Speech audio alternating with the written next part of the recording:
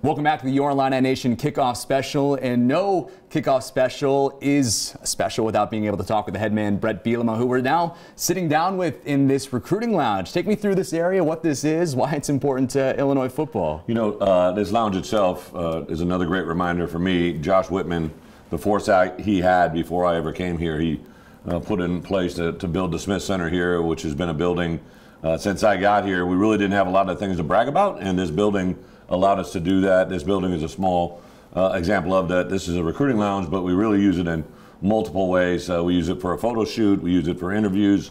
I've had one-on-one lunches and dinners in here, kind of give people a feel on the inside, and it's something that we really, to be honest, it probably maximized on many different levels.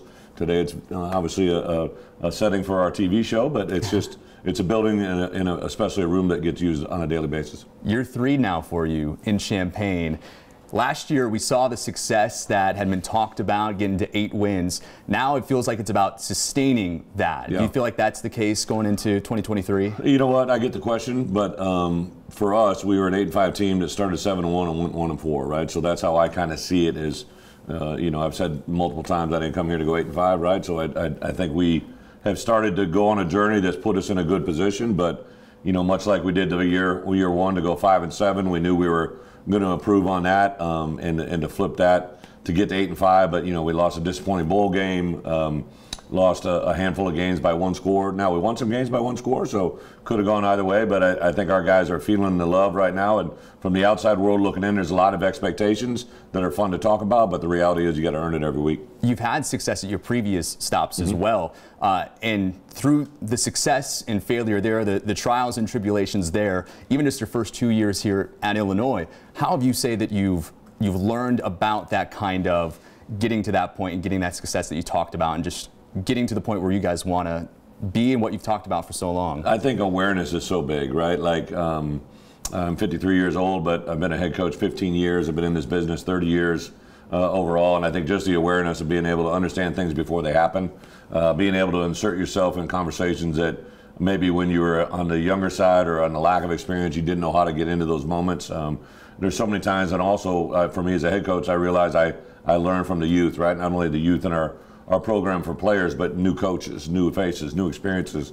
We brought in 4 coaches from the outside world that had never been through our fall camp, right? And to hear and learn from them, and vice versa, I think they gather some information on what we do. It's a really fun atmosphere to be in every day. When I think back to January 2021, I believe it was, one of the first things I feel like you said was getting back to recruiting in Illinois. 2020, the season before you got here, there were 39 kids from Illinois on the roster. Now there's 60. How big is that? And how big is that a reason for the success that you guys have seen just in 2 seasons? You know, it's a great point. It's very intentional. You know, I believe in the state of Illinois. I believe in what they are. Have been able to come in here and recruit players from Illinois to come to places I've been at previously. But what we do on a daily basis, every day, starts with the recruitment of Illinois. Not just in the local area, not just in Chicago, everywhere from north to south, east to west. We're going to touch and be around players that we feel can help us win championships. And one of the key factors of that, to be quite honest, was retaining and getting players that had left previously and to come back, right, to the state of Illinois. And that's still an ongoing process with the portal world we're in. Talking about the roster a little bit, Luke Altmaier going to be QB1 this year, coming in from Ole Miss. He'll be the 4th starter in just the 3 seasons that you've been here.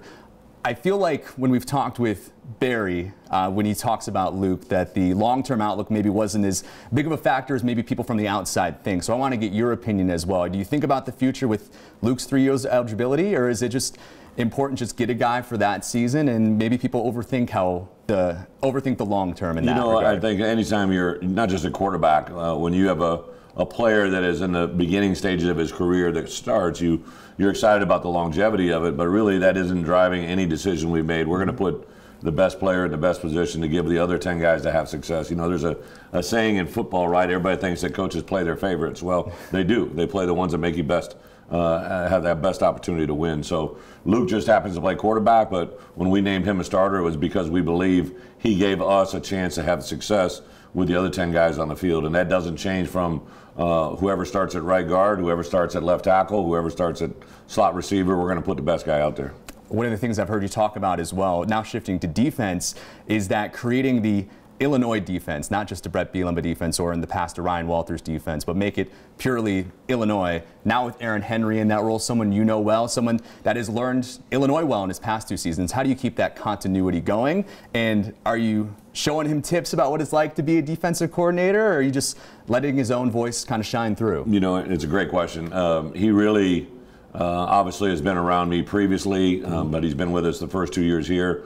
When I came here, we had several opportunities to hire people, and I ultimately selected Ryan. And one of the conversations we had was, listen, I don't really want to have what you've had. I don't really want to do what I've done. I want to come together and make Illinois. And our Illinois defense was a very, very easy thing to install because it became very apparent we had a great room, right? So obviously Ryan came in as defensive coordinator, but Terrence Jamison came as a D-line coach. I hired a guy that had previous coordinator experience in Kevin Kane, who was with me at Wisconsin, who had run the show at SMU. He came in, blended in Aaron Henry, Andy Boo. It was just kind of this blending of everything.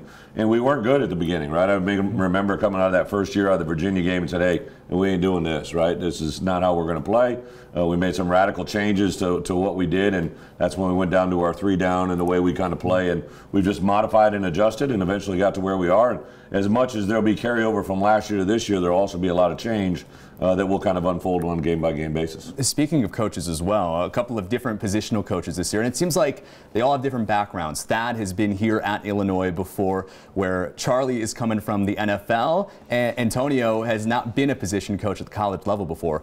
What is your philosophy as far as fitting guys, either from your own past or maybe someone you don't know, into the right position and make it right for Illinois? Each case is kind of a different scenario, right? I try to hire the best coaches to each opportunity that I possibly can. Just because of the nature of the beast, the first opportunity I had was to hire Antonio Finellis. Antonio had not only played for me, but I'd known him in his coaching career. He's actually been a college coach his entire life in the coaching world. He was a position coach and a defensive coordinator in college. So the experience he had in college is what attracted me to bring him here. He came from LSU, where he's an analyst most recently, but he had done it already, not only as a position coach, but also a play caller, which was huge. The next guy I brought in was really Thad. I thought, when I came here, I was interested in talking to him. I obviously retained Corey Patterson, which didn't open up another spot for me, but I was aware of Thad and his experience that had followed him. Obviously, the success he did at Kansas State brought him here. And then Charlie Bolin is a guy I've known about for probably 5-6 years. The timing was just right. There was some transition in his life. At the Arizona Cardinals, I knew people that had been around him at the Miami Dolphins, and for what I needed in the outside linebacker room, he was a perfect fit then, and he's an even better fit now for us after I've seen it live. We've seen the success of Illinois players going to the NFL, most recently this preseason with a couple of guys, Quan and Kendall, with the Washington Commanders. A lot of guys have gone, not just drafted, but undrafted free agents to the NFL. How have you seen maybe that nationalizing of the Illinois brands trickle down through the team currently and even into recruiting as well? Yeah, it's been fun, especially this fall. We've had as many as 8, 9, 10 scouts on campus every day, and that's a huge number. We've never had that during my career, even at other places where I've won championships and been around successful programs. The volume of NFL people we have walking through, and then just the other day we had 11 players nominated for a Senior Bowl watch list. I've never had that volume of players, but it's a great indication of, obviously we have some good players that have done good things, but there's also some players that have had very little playing experience, but because of what we've done here at Illinois, they believe that a lot of those guys that are in positions that haven't had it yet are going to have success. And we always call them, it's called a watch list, but I call it a wish list, right? And they want to wish themselves to be there, and we wish them to be there as well. But what they do this year on a game-by-game basis is really the deciding factor. You said at Big Ten Media Day that Illinois is home.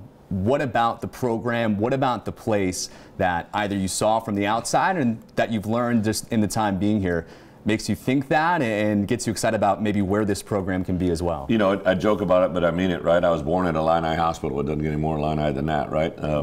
January 13th, 1970, I was born with chickenpox in Silvis, Illinois at Illini Hospital, and it's kind of just manifested to this day. I grew up kind of an Illinois fan, grew up with a lot of family that was kind of involved in different Big Ten environments, and then when I went to school at the University of Iowa, of course my hometown always cheered for me, but it wasn't really a natural thing, right? Because it wasn't in state. And then, I think when I left the college world and went to the NFL, and I began to see from the outside world and think about where I'd want to go, that's when Illinois started to enter my mind about, hey, if this opportunity came, this is something I would pursue full go. And then to get here and be here, I think especially after last year when they began to have contract negotiations with me and talk about the future, it was an easy thing for me to just be like, hey, let's just go full go rodeo. We'll see where we're at, right? Like, you give us the resources I know we need to have success. Josh has been an unbelievable partner to walk in every day and go to work with. Chancellor Jones on campus, the university itself, the people, the community, the state. It's really just kind of a marriage made in heaven, and I like the way it's working. All right, we're going to end with a little bit of a fun this or that. Right. Now, I'm going to give you two things. You tell me this, you tell me that, maybe a little explanation as well. But we'll start a little football related. I know that you're proud of the first Big Ten West title that you won. That or the last Big Ten West title with it going away? You know, I think they're equally important to me. I think if you have three, that's pretty special. A lot of people, no one in this league has that. You know, so, you know, I think Coach Harbaugh is a reigning. He's got two, right? I didn't know to talk about three. So I own that. I feel good about it. Mm-hmm. The difference is the first year we did it, there was no divisional play and there was no championship game. The last year we did it, we won our second in a row as Big Ten championship games. Mm-hmm. And both games were rematch. Our first year was a rematch against Michigan State. And our last one against Nebraska, we lost earlier in the year, like a low 20s to 20 scoring game, 24-21, whatever it was. And then we played them about 2 months later, and it wasn't even a game, right? And I think that shows, to me, the importance that we have on getting better every day. Yeah, so as many as possible is always the correct. As many as possible. Yeah. A little bit expansion related, this or that vacation spot, beach in Southern California, maybe log cabin in the Pacific Northwest. Don't know either. If I have a vacation spot, it's going to be wherever my two girls are with my wife, and wherever there's probably a little shade and maybe some good music and maybe good libations. I like that. I can get down with that as well. This or that, answer questions from the press or do chores around the house? You know, anything that gets me around my family. You know, not that I don't mind the media and all that goes into it, but you know, anything that allows me to be close to my girls. I don't get a lot of free time, so when I got it, I got to use it. For sure. Pool, this is kind of related to that. Pool day or spa day then? For sure pool day, because the girls aren't coming to spa. They got to be quiet, and they ain't that. So anything that can get us around them would be great. We'll see what kind of influence your players have on you with this one. Expensive chain or expensive watch, would you say? I am a watch freak. I've had it by far. I've always been a watch guy since the first year as a head coach.